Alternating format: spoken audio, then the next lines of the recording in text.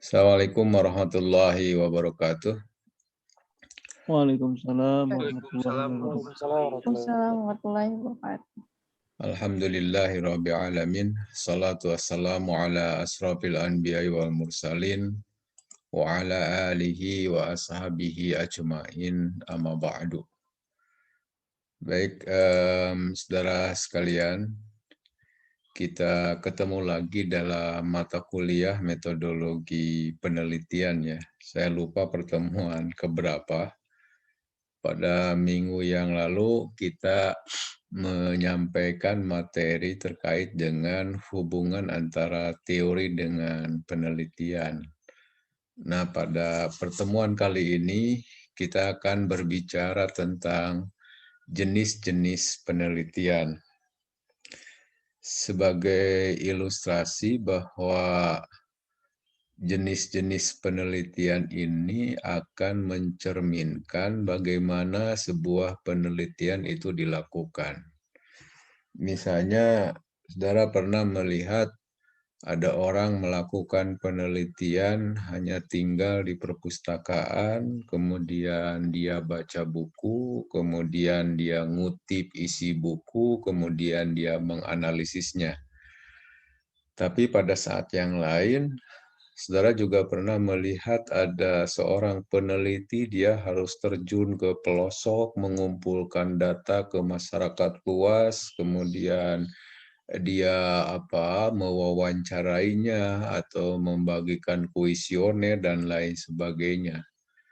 Tapi ada juga kita melihat ada seorang peneliti hanya tinggal di laboratorium, dia bergumul dengan alat-alat laboratorium, kemudian dia menganalisis atau mengobservasi perkembangan yang terjadi di ruang laboratorium itu, dan kemudian dia membuat kesimpulan.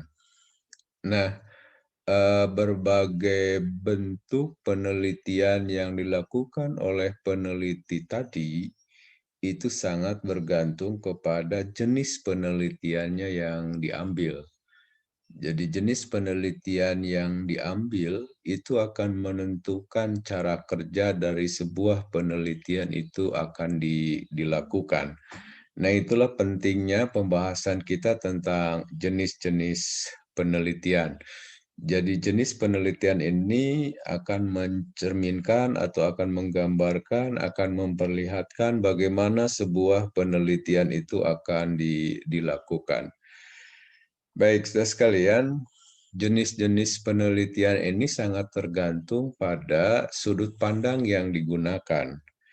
Bisa pertama sudut pandang dengan menggunakan pendekatan, kemudian sudut pandang bidang ilmu, kemudian sudut pandang tingkat penelitian, sudut pandang tujuan penelitian, sudut pandang kegunaan hasil penelitian, kemudian tempat penelitian, dan metode penelitian. Ini sudut pandang yang bisa kita gunakan untuk melihat jenis-jenis penelitian.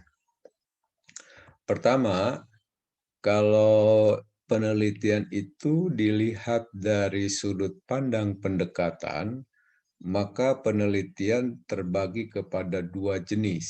Pertama ada jenis kualitatif dan yang kedua ada jenis kuantitatif.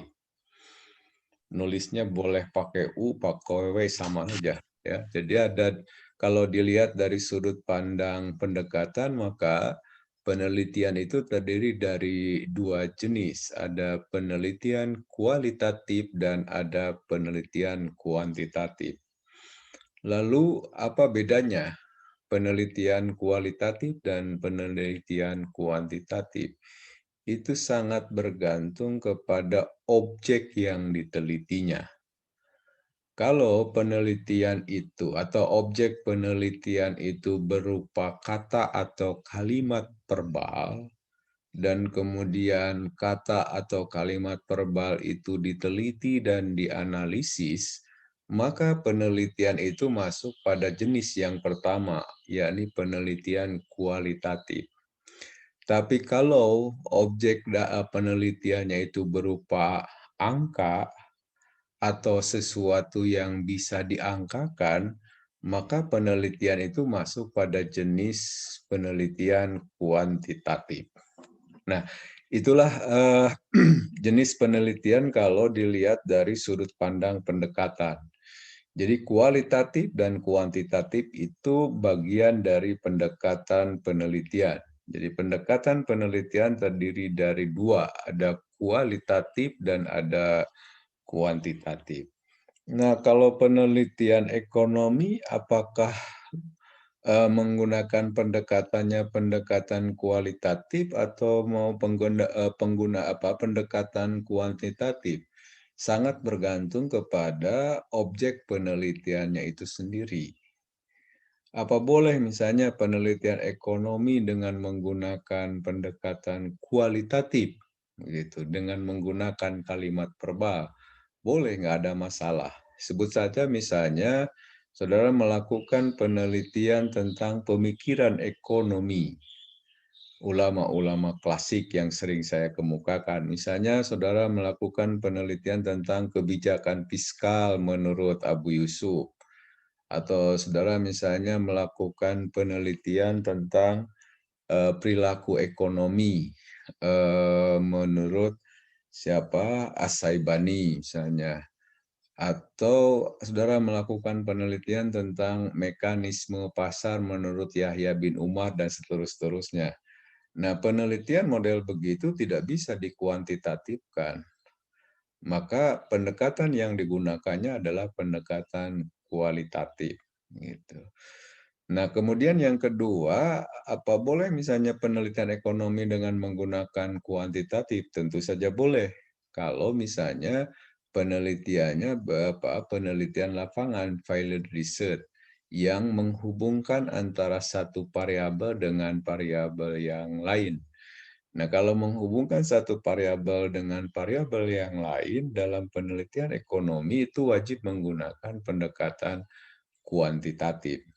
Kenapa begitu? Karena objek penelitiannya berupa angka atau sesuatu yang bisa dinilai, yang memiliki angka. Baik, itu yang pertama ya.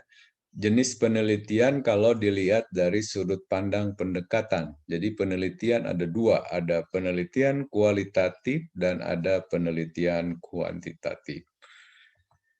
Kemudian yang kedua, ada penelitian, jenis penelitian dilihat dari sudut pandang bidang ilmu. Ada social science, ada natural science, ada engineering. Jadi ada 3 bidang ilmu yang kemudian dihubungkan dengan penelitian. Ada social science research, kemudian ada natural science research, dan ada engineering research. Nah, kalau ekonomi ya maksudnya kemana? Tentu kalau ekonomi termasuk di dalamnya ekonomi syariah, ia masuk pada social science research. Jadi penelitian ilmu-ilmu sosial.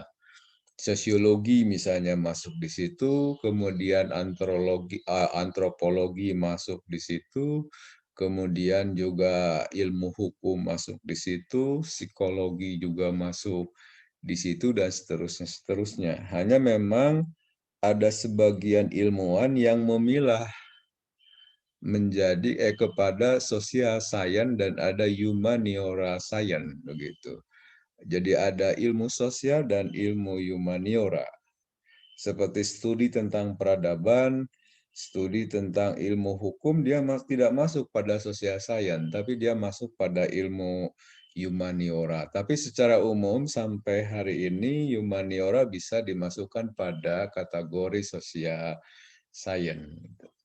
Nah, kemudian penelitian yang kedua, jenis penelitian yang kedua dari sudut pandang bidang ilmu ada natural science research. Jadi ada penelitian ilmu alam gitu. Misalnya penelitian biologi masuk ke situ, kemudian penelitian fisika masuk situ, penelitian saintek misalnya masuk ke situ, dan seterusnya. Dan yang terakhir ada engineering research. Jadi ada penelitian yang berkaitan dengan engineering. Misalnya tentang penelitian konstruksi bangunan, kemudian penelitian tentang pesawat terbang, kemudian penelitian tentang teknologi yang lain, itu masuk pada engineering research.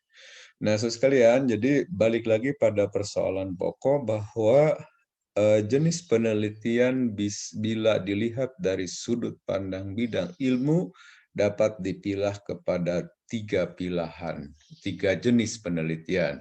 Ada social science research, kemudian ada natural science research, dan engineering research. Nah, yang paling penting di sini adalah bagaimana kita bisa menempatkan sebuah disiplin ilmu masuknya kepada jenis penelitian yang mana. Sebut saja misalnya sebagai ilustrasi yang terjadi di UIN Sunan Gunung Jati Bandung misalnya. Kalau penelitiannya tentang ilmu ekonomi syariah, maka ia masuk pada social science. Kemudian kalau penelitiannya tentang biologi misalnya yang terjadi di mana di saintek misalnya, maka dia masuk pada natural science research. Kemudian juga ada penelitian yang berkaitan dengan engineering. Nah, ini jenis penelitian bila dilihat dari sudut pandang bidang ilmu. Jadi ada 3. Oke. Nah, paling penting lagi Anda bisa menempatkan disiplin ilmu ekonomi syariah itu adanya di mana. Nah, kalau melihat pada ini maka penelitian ilmu ekonomi syariah masuk pada social science research. Oke, kemudian yang berikutnya jenis penelitian bila dilihat dari sudut pandang dimensi waktu. Maka penelitian terpilah kepada 2 bagian. Ada penelitian longitudinal dan ada cross seksional. Longitudinal longitudinal research adalah penelitian yang dilakukan dalam jangka waktu yang panjang begitu. Dihubungkan antara satu keadaan yang terjadi saat ini dengan keadaan yang terjadi di masa yang akan datang. Dan penelitian itu dilakukannya dalam jangka waktu yang lama. Bisa jadi misalnya penelitian itu dilakukan 3 tahun, 4 tahun, 5 tahun, dan itu berkelanjutan terus. Jadi variabel penelitian yang sama, kemudian diteliti dalam tahun yang berbeda, kemudian terjadi perubahan sosial juga terjadi di situ. Nah, kemudian bisa jadi setiap tahun mendapatkan kesimpulan yang berbeda, sekalipun pada variabel penelitian yang ditelitinya sama. Karena dia ingin melihat studi komparasi dari 1 tahun ke tahun berikutnya dan tahun berikutnya begitu. Nah, kalau ada penelitian yang dilakukan dalam jangka waktu yang lama, 3 tahun, 4 tahun, 5 tahun, sekalipun terjadi yang dijadikan sebagai fokus penelitiannya pada variabel yang sama, maka itu yang disebut dengan penelitian longitudinal. Sedangkan yang kedua ada cross-seksional. Nah, kalau cross-seksional adalah penelitian yang dia dibatasi oleh waktu tertentu. Dibatasi waktu tertentu dan dia tidak dilakukan penelitiannya bersamaan. Sebut saja misalnya saudara melakukan penelitian terhadap laporan keuangan tahun 2016 sampai 2020. Sekalipun itu laporan keuangannya diteliti dalam jangka waktu 5 tahun, tapi tidak masuk pada longitudinal. Kenapa? Karena saudara tidak membandingkan antara tahun 1 dengan tahun kedua atau tahun berikutnya. Dan itu nanti saudara hanya akan membuat generalisasi dalam jangka waktu tadi 2016 sampai 2020. Nah, kalau penelitian yang model begitu itu masuk pada jenis penelitian yang kedua, cross seksional. Atau misalnya saudara melakukan penelitian dengan menggunakan metode survei. pada komunitas tertentu, pada masyarakat tertentu, misalnya masyarakat satu kabupaten atau masyarakat satu provinsi, dan penelitiannya dilakukan dalam jangka waktu 6 bulan atau 1 tahun. Kemudian saudara tidak melakukan studi komparasi antara 1 bulan yang satu dengan bulan yang berikutnya, tapi penelitian dalam jangka waktu 1 tahun itu hanya untuk membuat generalisasi dari hasil penelitiannya, maka ia masuk pada penelitian yang kedua, cross-seksional gitu. Jadi kalau longitudinal itu penelitiannya dalam jangka waktu yang lama, bisa 3, 4, 5 tahun, bisa jadi 10 tahun, berkelanjutan penelitian itu, kan, continue. Sedangkan cross-seksional itu dibatasi oleh waktu tertentu. Misalnya kayak penelitian tesis, kan, untuk ilmu ekonomi syariah itu kecenderungannya masuk pada jenis yang kedua, cross-seksional, gitu. Jadi hanya dibatasi oleh waktu tertentu. Misalnya penelitian saudara hanya 3 bulan, penelitian saudara 6 bulan, penelitian saudara paling lama setahun, begitu. Lalu tidak mencoba membandingkan antara bulan yang satu dengan bulan kedua, dibandingkan juga bulan-bulan ketiga, dan seterusnya. Tidak berupaya itu, tapi penelitian itu menjadi satu paket, lalu hasilnya berupa generalisasi. Nah, kalau itu yang terjadi, maka itu masuk pada jenis penelitian yang kedua, yakni cross-seksional. Oke, jadi intinya jenis penelitian bila dilihat dari sudut pandang dimensi waktu, itu terbagi kepada dua, ada longitudinal research dan ada cross-sectional research. Oke, kemudian yang berikutnya, jenis penelitian bila dilihat dari sudut pandang tingkat penelitian atau jenjang penelitian, ya, jenjang penelitian. Nah, ini terbagi kepada dua bagian, dua jenis penelitian. Ada penelitian deskriptif dan ada penelitian inferensial. Saya coba mencatat misalnya di sini bahwa untuk jenis penelitian deskriptif hanya menggambarkan keadaan objek. Jadi deskriptif itu hanya apa ya? Mencatat, kemudian mengilustrasikan atau mengeksplanasi, menjelaskan atau menggambarkan apa yang ditemukan dari objek penelitian itu, tanpa menghubungkan satu variabel dengan variabel yang lain, tanpa menghubungkan satu keadaan dengan keadaan yang lain. Biasanya penelitian-penelitian yang menggunakan atau termasuk pada jenis penelitian deskriptif ini adalah penelitian-penelitian pemula. Sebut saja misalnya penelitian skripsi itu umumnya menggunakan jenis penelitian deskriptif.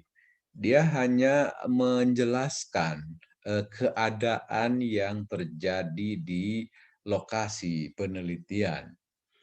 Sebut saja misalnya ada mahasiswa yang melakukan penelitian kebijakan perbankan syariah misalnya, atau dia menyebut bank tertentu. Sebut saja misalnya kebijakan Bank Syariah Indonesia di dalam peningkatan market share perbankan syariah misalnya.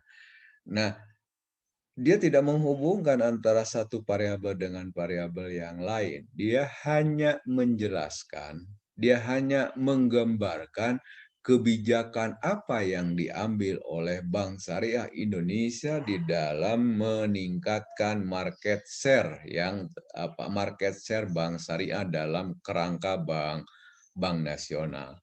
Nah, oleh karena itu maka pendekatan yang digunakannya untuk jenis deskriptif ini adalah pendekatan kualitatif.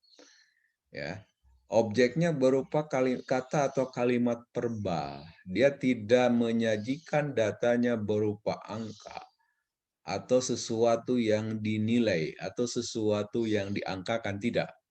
Dan hanya menjelaskan saja. Begitu. Nah, karena itu maka pendekatan yang digunakannya adalah pendekatan kualitatif. Dan yang terakhir, bahwa jenis penelitian deskriptif ini tidak melakukan pengujian hipotesis. Bahkan bisa jadi dalam penelitiannya tidak diajukan hipotesis dan kemudian diuji di dalam penelitiannya. Hipotesis tidak ada, sehingga tidak ada pengujian hipotesis di dalam penelitian untuk jenis deskriptif ini. Nah, ini berbeda dengan jenis yang kedua, yakni jenis inferensial. Jadi kalau tadi hanya menggambarkan keadaan objek secara keseluruhan, justru di sini dan kemudian tanpa ada pengujian hipotesis, maka pada jenis yang kedua, yakni inferensial, penelitian itu melakukan pengujian terhadap hipotesis. Nah, oleh karena ada pengujian terhadap hipotesis, maka pendekatan yang digunakannya pun adalah pendekatan kuantitatif. Oke. Dia menggunakan statistik sebagai satuan analisisnya. Jadi ada penelitian deskriptif dan ada penelitian inferensial. Nah, kecenderungannya penelitian yang dilakukan oleh mahasiswa ekonomi syariah itu kecenderungannya kepada inferensial. Kenapa? Karena kalau kita melihat skripsi atau melihat tesis atau juga disertasi tentang ekonomi syariah lebih banyak menguji hipotesis yang diajukan, lalu dia membuat kesimpulan dari pengujian hipotesisnya. Apa boleh misalnya penelitian ekonomi syariah dengan menggunakan jenis penelitian yang pertama, yakni jenis penelitian deskriptif? Boleh, tapi itu untuk jenjang awal. Sebut saja misalnya untuk penulisan skripsi, sebut saja misalnya ada sesuatu yang belum terdengar informasinya secara meluas, lalu kita ingin menggalinya, maka boleh menggunakan jenis penelitian deskriptif. Jadi jenis penelitian kalau dilihat dari sudut pandang tingkat penelitian itu terbagi kepada dua, ada penelitian deskriptif dan ada penelitian inferensial. Oke, kemudian yang berikutnya adalah jenis penelitian dilihat dari sudut pandang tujuan dari penelitian itu. Ada penelitian eksploratif, kemudian ada penelitian development, dan ada penelitian verifikatif. Untuk jenis penelitian pertama, yakni penelitian eksploratif, itu dilakukan dalam kerangka untuk menjawab hipotesis. Jadi kalau dilihat di sininya masuk juga pada jenis penelitian inferensial, tapi sudut pandang yang berbeda. Kalau ini tingkat penelitiannya masuk pada jenis inferensial, tetapi kalau yang ini dilihat dari sudut pandang tujuannya. Jadi eksploratif itu agak mirip dengan inferensial, yakni dalam kerangka menjawab hipotesis. Kemudian yang kedua dalam penelitian eksploratif itu mencoba untuk mencari korelasi. Korelasi antara satu variabel dengan variabel yang lainnya. Mencari hubungan, seberapa kuat hubungan antara satu variabel dengan variabel yang lainnya. Atau bisa jadi melakukan melihat seberapa besar pengaruh satu variabel terhadap variabel yang lainnya. Dan yang paling menarik dari jenis penelitian eksploratif ini dalam kerangka untuk menemukan inovasi, menemukan ide baru, atau bisa jadi untuk menemukan teori baru. Jadi kalau penelitian saudara ingin melahirkan teori baru, maka sebaiknya dari sudut pandang tujuan, saudara menggunakan jenis penelitian eksploratif.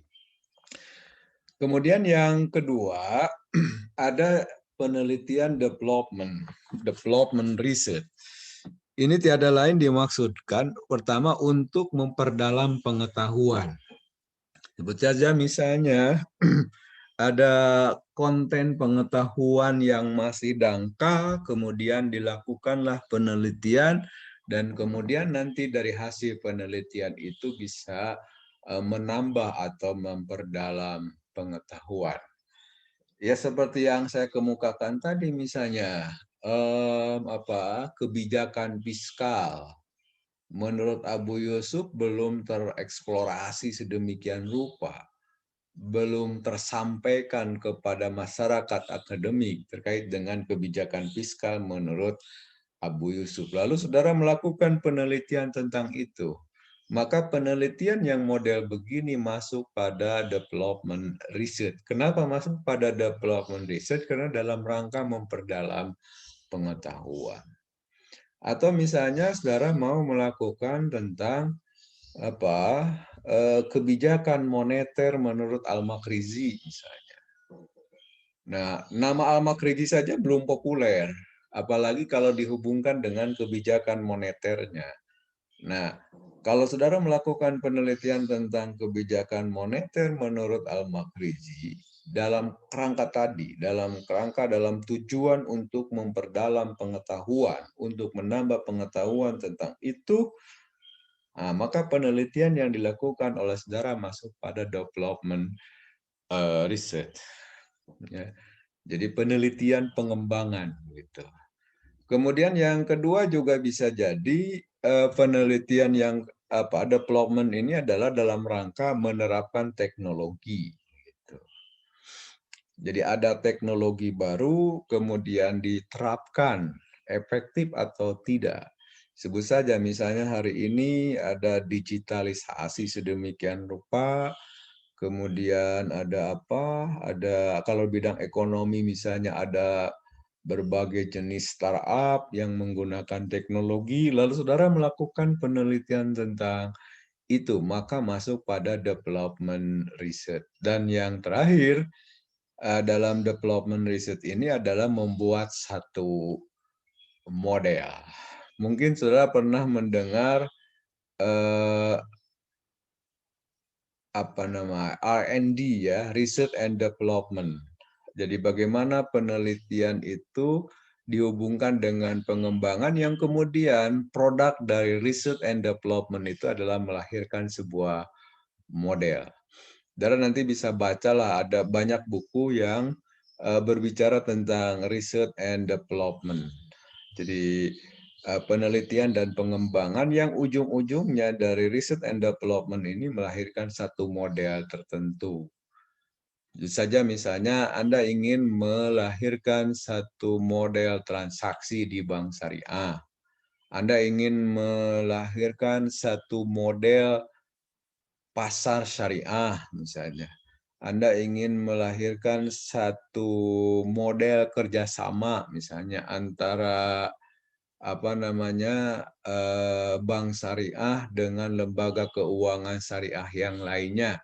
Maka ketika saudara ingin mencari atau menemukan satu model, maka jenis penelitian yang digunakannya adalah development research atau istilah yang lain tadi, research and development, R&D.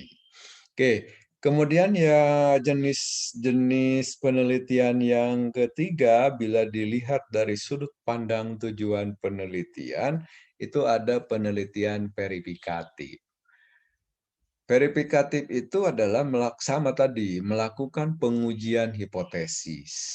Jadi ada hipotesisnya, kemudian diuji apakah hipotesisnya itu terbukti atau tidak terbukti. Dan yang paling penting di dalam verifikatif itu melakukan studi perbandingan, studi komparasi. Gitu. Sebut saja misalnya penelitiannya tidak hanya pada satu bank misalnya. Anda ingin meneliti tentang eh, pengaruh X terhadap Y-nya sama ya. Misalnya pengaruh X terhadap Y-nya sama. Tapi kemudian saudara ingin melihat bagaimana pengaruh X terhadap Y itu di beberapa bank syariah. Sebut saja yang ada di Jawa Barat misalnya, bagaimana pengaruh X terhadap Y itu di Bank Jabar Banten Syariah. Bagaimana pengaruh X terhadap Y itu di Bank Syariah Indonesia. Kemudian bagaimana pengaruh X terhadap Y itu di Bank Muamalah, dan seterusnya begitu. Lakukanlah studi komparasi begitu di antara bank dengan variabel yang sama. Nah, kalau saudara melakukan penelitian model begitu, maka masuk pada jenis yang ketiga, yakni penelitian verifikatif. Agak mirip dengan eksploratif, tapi kalau eksploratif dia tidak melakukan studi komparasi, tidak melakukan studi perbandingan. Tapi kalau verifikatif itu kecenderungannya melakukan studi perbandingan. Biasanya yang dibandingkan antara satu lokasi dengan lokasi yang lain. Sebut saja misalnya, saudara ingin melihat bagaimana implementasi ekonomi syariah, ekonomi Islam di kabupaten yang berbeda, misalnya di kota Bandung, di kota Tasikmalaya, kemudian di Garut, dan lain sebagainya. Lakukanlah studi komparasi di antara keduanya. Tapi tetap bahwa di situ ada pengujian hipotesis. Di samping pengujian hipotesis ada studi komparasinya, maka jenis penelitiannya itu masuk pada penelitian verifikatif. Oke. Kemudian yang berikutnya, jenis penelitian bila dilihat dari sudut pandang signifikansinya, nilai guna. Jadi kalau dilihat dari sudut pandang signifikansi, maka penelitian itu terbagi kepada dua. Ada penelitian dasar dan ada penelitian terapan. Istilah lain ya kayak beginilah, penelitian dasar itu pure research misalnya. Jadi penelitian yang murni dalam kerangka pengembangan ilmu dan pengetahuan. Sedangkan kalau yang kedua, penelitian terapan, itu biasanya tidak hanya sekedar berkaitan dengan pengembangan ilmu dan pengetahuan, tapi juga dalam kerangka ikut memecahkan masalah. Karena itu kita memberikan penjelasan bahwa jenis penelitian dasar itu pertama dalam kerangka menjawab rasa ingin tahu. Jadi masalah penelitiannya didasari oleh keingintahuan si peneliti terhadap sebuah persoalan yang muncul. Sebut saja misalnya sekarang terjadi perkembangan teknologi misalnya sedemikian rupa, digitalisasi sedemikian rupa, atau sekarang kita tengah memasuki era revolusi industri generasi keempat misalnya 4.0. Nah, kita ingin melihat fenomena ekonomi yang terjadi. Sebut saja sekarang munculnya startup, ya. Maka lakukanlah penelitian tentang itu. Nah, tidak bermaksud untuk menganalisis secara mendalam, kemudian tidak dimaksudkan untuk menghubungkan antara satu variabel dengan variabel yang lain. Dia hanya ingin mendeskripsikan tentang startup sebuah perusahaan misalnya. Maka penelitian model begitu adalah masuk pada penelitian dasar. Banyak skripsi mahasiswa kita ya yang di S1 misalnya, terutama penelitian yang di muamalah. Itu kecenderungannya pada penelitian dasar. Pure research lebih cenderungnya kepada penelitian murni dalam kerangka pengembangan ilmu dan pengetahuan. Sebut saja misalnya sekarang lagi ngetren ada jual beli online, maka lakukanlah misalnya penelitian tentang jual beli online. Nah, cuma catatannya tadi bahwa penelitian dasar itu dilakukan dalam kerangka untuk menjawab rasa ingin tahu si peneliti. Gitu. Kemudian yang kedua, bahwa penelitian dasar itu dimaksudkan dalam rangka mengembangkan ilmu. Mengembangkan ilmu. Oke. Kemudian jenis penelitian yang kedua bila dilihat dari sudut pandang signifikansi ada penelitian terapan, applied research. penelitian terapan. Nah, biasanya penelitian terapan itu dimaksudkan untuk keperluan praktis tertentu. Sebut saja misalnya ada sebuah kebijakan yang ingin diambil oleh pemerintah. Tapi pemerintah sebelum mengambil kebijakan itu perlu melakukan penelitian misalnya karena mereka ingin mengambil kebijakannya based on research yang berdasar pada hasil penelitian. Lalu mintalah kepada peneliti untuk melakukan penelitian. Maka kalau penelitian itu dilakukan termasuk kepada jenis penelitian terapan. Kenapa? Karena untuk keperluan praktis. Jadi kalau ada pemerintah misalnya sekarang mau mengambil kebijakan terkait dengan pengembangan mikroekonomi misalnya atau pengembangan UMKM di Jawa Barat.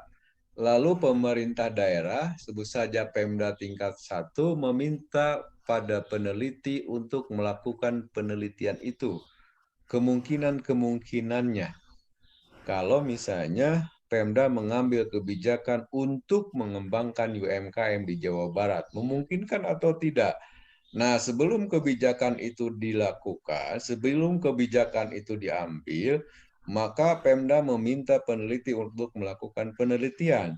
Dan kalau penelitian itu dilakukan, maka penelitian tersebut masuk pada kategori penelitian terapan. Kalau dilihat dari jenis. Kemudian yang berikutnya penelitian terapan ini dalam kerangka untuk memperbaiki yang ada, meningkatkan efektivitas dan efisiensi. Jadi kembali lagi pada persoalan pokok bahwa jenis penelitian bila dilihat dari sudut pandang signifikansi, maka penelitian terbagi kepada dua, ada penelitian dasar dan ada penelitian. Oke. Kemudian berikutnya, jenis penelitian bila dilihat dari sudut pandang tempat penelitian.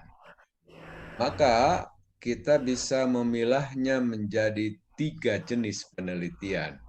Ada penelitian yang dilaksanakan di laboratorium, seperti yang saya kemukakan tadi, misalnya Anda ingin melakukan penelitian tentang perkembangan mikroba misalnya, atau Anda melakukan penelitian tentang tentang penyebaran virus virus corona misalnya COVID-19, lalu virusnya itu dibawa ke laboratorium dan kemudian diamati misalnya berapa lama masa pandeminya dan seterusnya. Dan penelitiannya dilakukan di laboratorium.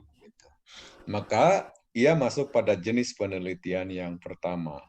Kemudian juga ada penelitian yang dilakukan di lapangan. Lapangan dalam pengertian yang luas, ya, bisa di masyarakat atau selain masyarakat. Sebut saja misalnya saudara melakukan penelitian terhadap dokumen tertentu. Atau kalau penelitian ekonomi biasanya penelitiannya berpusat pada laporan keuangan. Nah, maka penelitian terhadap laporan keuangan itu masuk pada jenis yang kedua, yakni jenis penelitian lapangan. Nah, yang ketiga ada library research. Jadi penelitian kepustakaan, penelitian kepustakaan. Seperti yang saya kemukakan tadi, kalau saudara melakukan penelitian terhadap kebijakan fiskal menurut siapa? Menurut Abu Yusuf, atau misalnya pengentasan kemiskinan menurut Ibnu Khaldun, atau misalnya kebijakan moneter menurut Al-Makrizi. Nah, kalau masalah penelitiannya seperti itu, maka jenis penelitiannya masuk pada jenis penelitian yang ketiga, yakni library research. Nah, kalau penelitian ekonomi, maka kecenderungannya terbagi kepada dua jenis. Kalau dilihat dari sudut pandang tempat penelitiannya, bisa field research, penelitian lapangan, bisa juga berupa library research. Jadi penelitian kepustakaan agak susah kalau penelitiannya dilakukan di laboratorium, kalau penelitian ekonomi. Oke, nah kemudian yang terakhir, jenis-jenis penelitian dengan dilihat dari sudut pandang metode penelitian. Saya kira yang ini sudah dijelaskan pada kuliah yang lalu secara sepintas. Jadi ada beberapa metode penelitian yang digunakan di dalam sebuah penelitian. Ada studi kasus, ada survei, kemudian ada hermeneutik, kemudian ada sejarah, kemudian ada grounded research, ada content analysis, kemudian ada eksperimen, dan ada evaluasi. Studi kasus adalah metode penelitian yang digunakan untuk meneliti pada fokus yang kecil tetapi diteliti secara mendalam.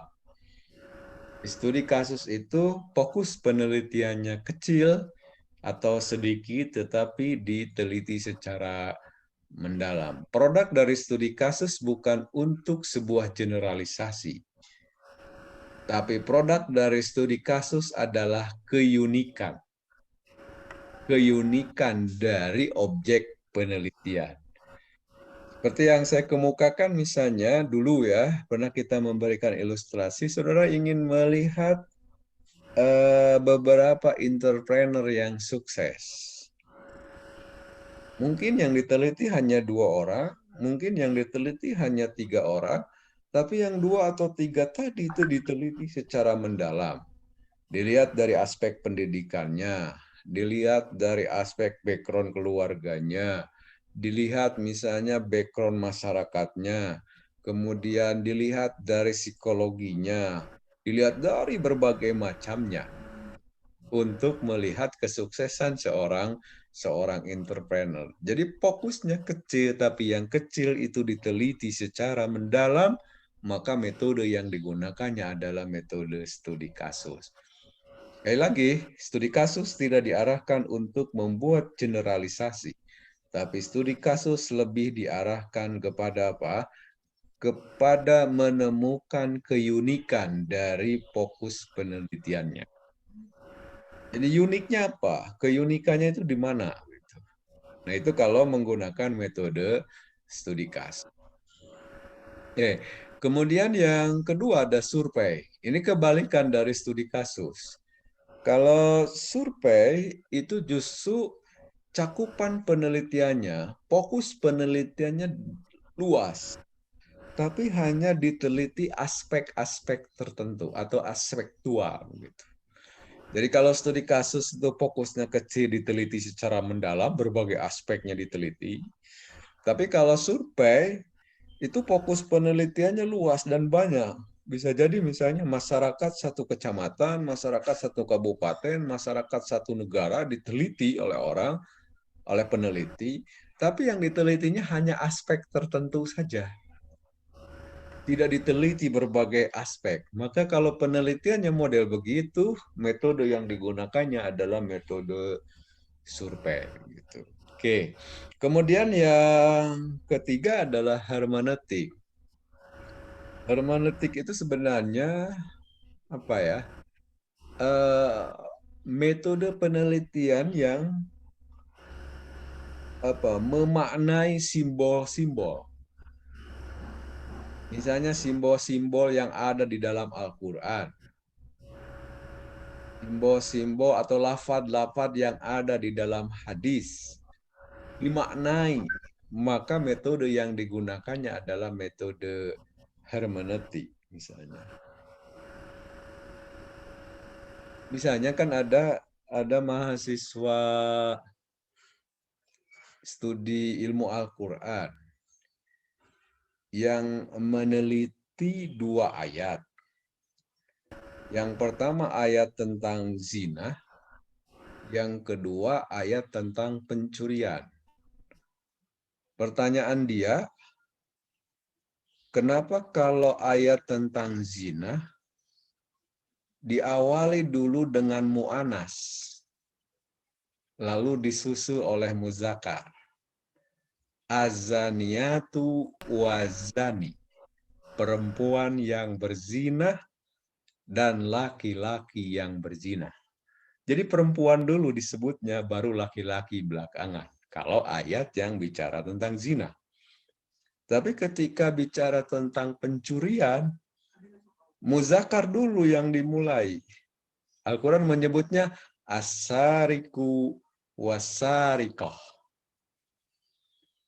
Jadi laki-laki dulu, laki-laki yang mencuri dan kemudian keluar ya.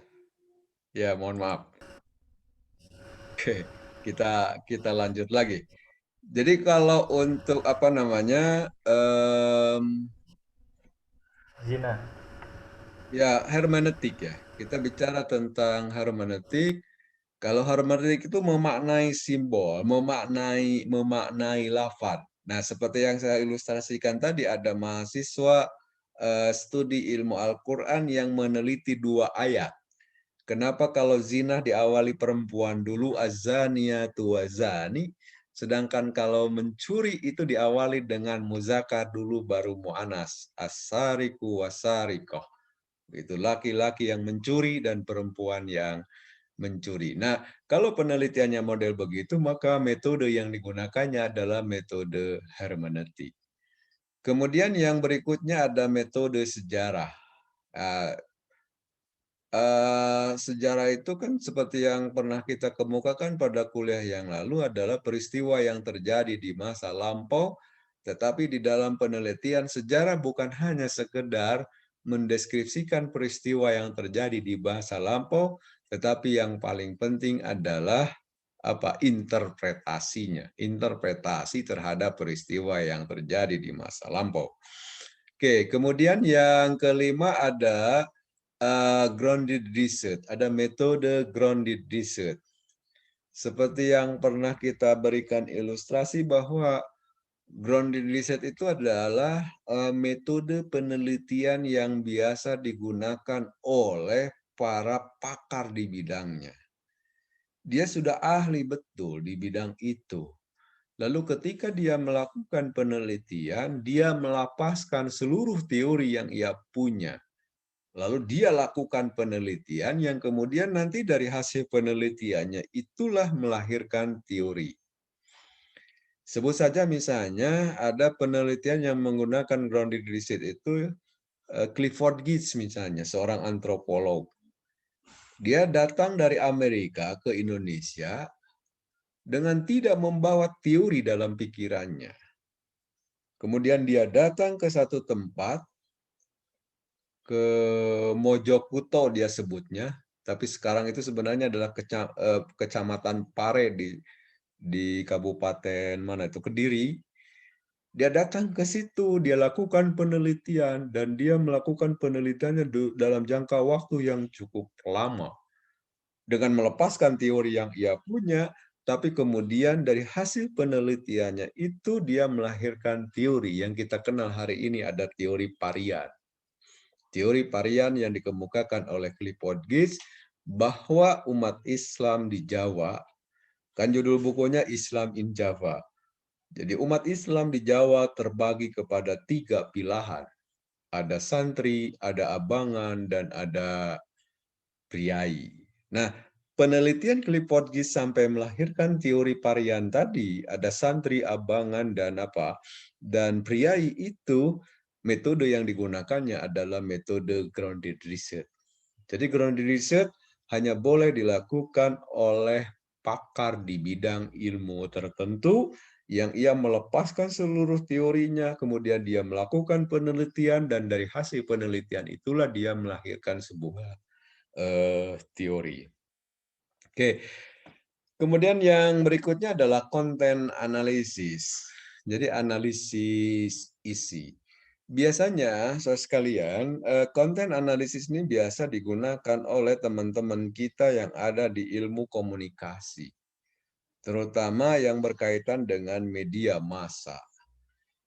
Awalnya ya, konten analisis itu digunakan untuk itu, untuk penelitian ilmu komunikasi, terutama penelitian terkait dengan media massa.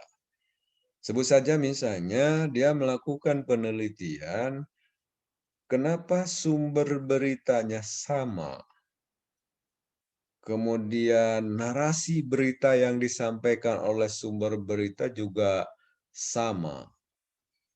Tapi kenapa judul yang muncul di media massa itu bervariasi dan penyajiannya juga bervariasi, kemudian stressing yang berbeda. Nah, dia lakukan penelitian. Menurut surat kabar A misalnya ya, menurut surat kabar A, kenapa judulnya jadi begini? Kemudian menurut surat kabar B, kenapa judulnya jadi begini, dan seterusnya. Anda juga misalnya teliti berita di televisi. Kenapa Metro TV begini? Kenapa TV One memberitakannya begini? Kenapa yang lain memberitakannya begini? Itu kemudian diteliti oleh dia, oleh peneliti. Nah, kalau penelitiannya model begitu, misalnya penelitian ke media massa, kemudian penelitian terhadap narasi berita yang disampaikan oleh televisi, maka untuk penelitian model begini dia menggunakan metodenya adalah konten analisis. Oke, kemudian berikutnya ada jenis penelitian eksperimen atau metode eksperimen. Kalau metode eksperimen itu adalah satu metode yang dia dalam penelitiannya itu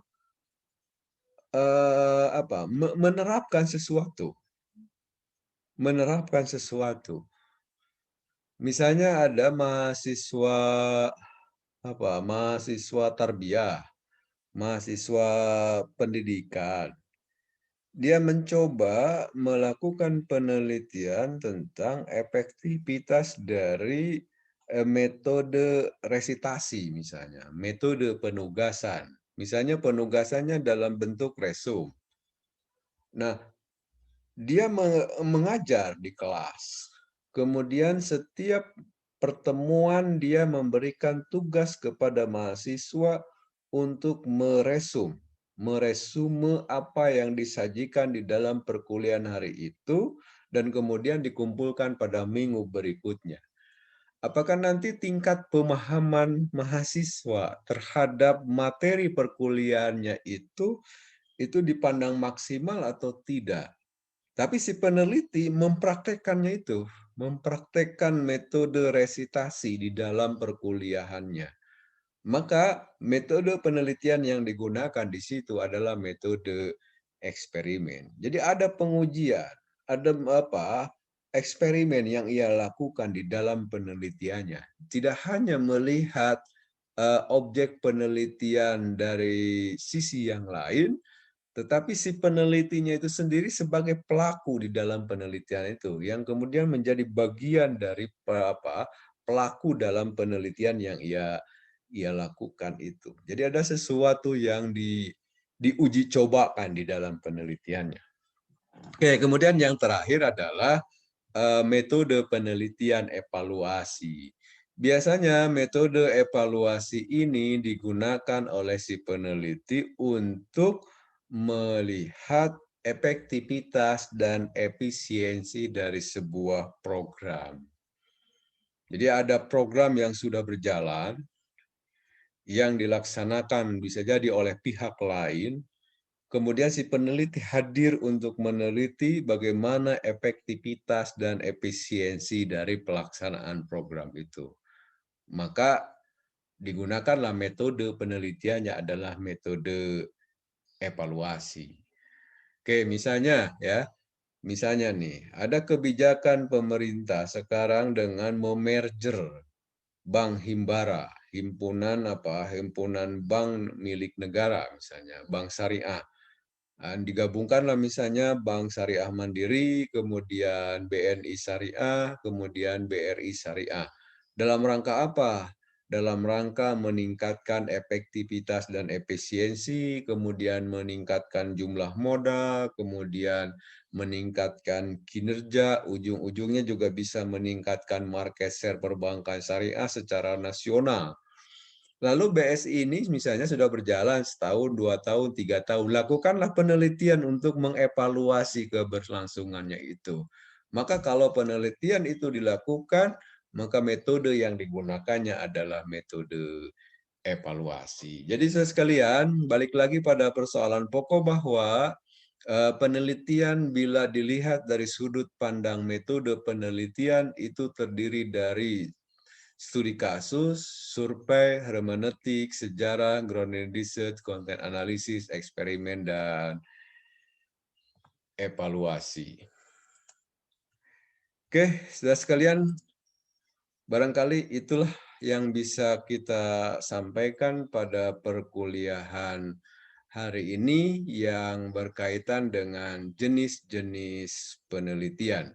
Bahwa jenis-jenis penelitian itu bisa bermacam-macam, sangat bergantung kepada sudut pandang yang digunakan untuk melihat pembagian penelitian bila dilihat dari jenis-jenis penelitiannya.